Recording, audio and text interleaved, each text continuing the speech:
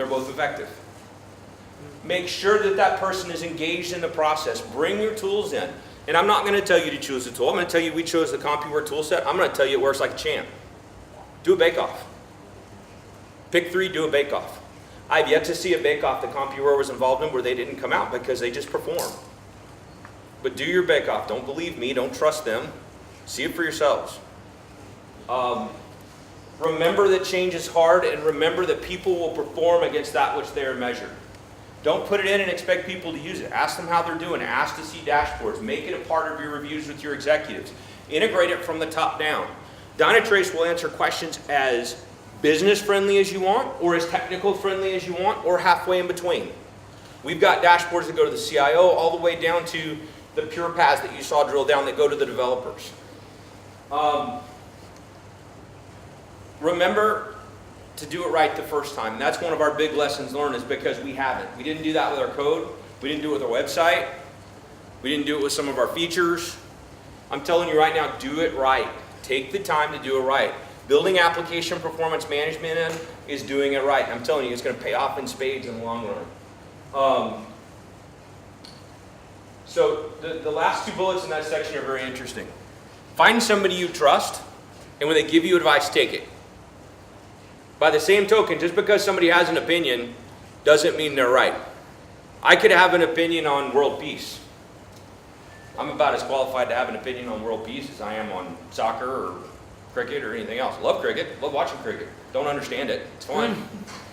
But I'm not qualified to have that opinion. Find somebody that you trust and take their advice, and recognize even though people have opinions, they may not be the right people to be giving you advice. And then the final thing is, find that person who's a captain and make them responsible. Everybody being in charge means nobody's in charge. And you've got to do that. You've got to make somebody that champion and give them the right tools to be successful. And then the biggest thing we found is when people are doing something right, catch them doing something right and make sure everybody knows they're doing something right. Reward the behavior you want to see. Because one of the things that I've talked to groups in America, well, we can't get any adoption. Well, why? Maybe it's because you're beating your people to death and you're treating them like juveniles and you're not treating them like adults and you're not rewarding them for the behavior you want. You know, stop holding up Joe, who was there for 60 hours this week. Doesn't matter that Joe's a corporate arsonist and he spent 30 hours starting the problems that he spent the other 30 hours fixing. If he had done his job right the first time, he'd only have 30 hours of work. But you're holding him up as your paragon of virtue. Don't do that. Find the person who spent 35 hours that week building their code correctly, finish 5 hours early, send them home and make them a public, hey, getting paid for 40, work 35 because you did it right. Enjoy your time. Everybody else get to work. You start doing it right, you can go on that quick too. Yeah. It's amazing how the behavior changes. Yeah. But we've had a lot of good luck with the Compuware tool set. It's done well for us. We're deep with them. We've been with them for about 3 years. We take their upgrades fairly early, so we're one of the first people when they do have bugs in their software. We're the ones that tend to catch it and break it first. We don't have bugs. Oh, you got bugs. But, so let me tell you, they're not perfect. Yeah, they're bugs. I'm an ops. But what I can tell you, here's the great thing about working with Compuware. I have 2 vendors that I call partners. Only 2. The rest of them are vendors that sell me stuff. Compuware, Akamai. They're the only 2 people that I work with who I trust, who have never lied to me, and who have always taken care of me. When I call for problems, they don't try to sell me a services contract. They say, what do we need to do? Let's go get it done. They listen. When they do have problems in their software, I can tell you they feel bad about it, which was shocking to me. You mean you feel bad about a bug? And this is software, right? Because I do business with all the big guys. They don't ever feel sorry about bugs. I can tell Compuware and Akamai both, they take their stuff very seriously. They take their quality very seriously. They listen, they want, and they always get better. I mean, just top notch. And to this point, I can tell you that everything that you've seen, it does it all. Every last bit of it. Now, what questions do y'all have? Because I could stand up here and just talk. What do y'all want to know?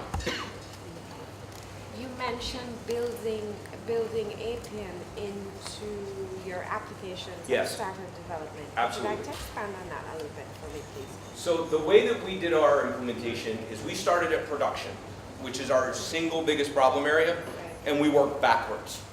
The way that it should be done is the Compuware toolset, specifically Dynatrace, is designed to be built in development as you have your continuous integration process.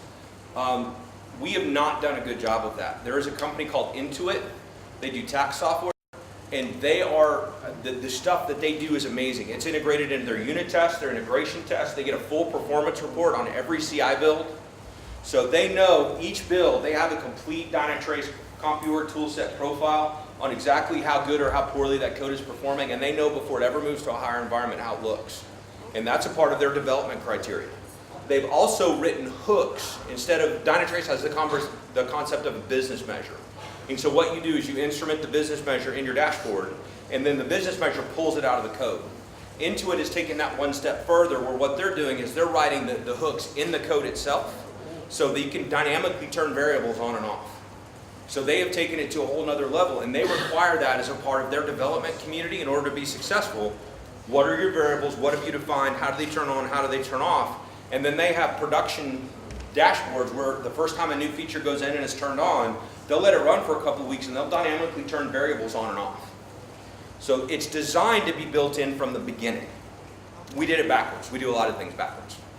But the value we got from doing it backwards is great, but what we're finding is difficult is pushing it back down. When you have it at the bottom and push it up, it takes a little longer, but it is well worth it.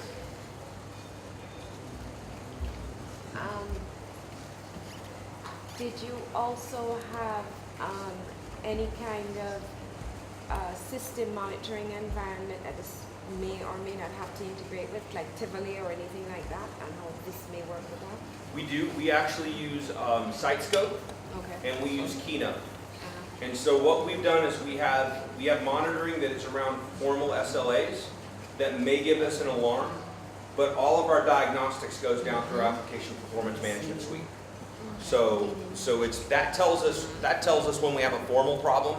But what we're finding more and more is we're catching problems prior to them triggering, and we've been able to dial our monitoring down, make it more granular. So we're catching it at the warning level versus at the alert level, so that we know before it happens, which gives us time to react. And we've used Dynatrace to be able to tune those results. So they act as complementary checks and balances.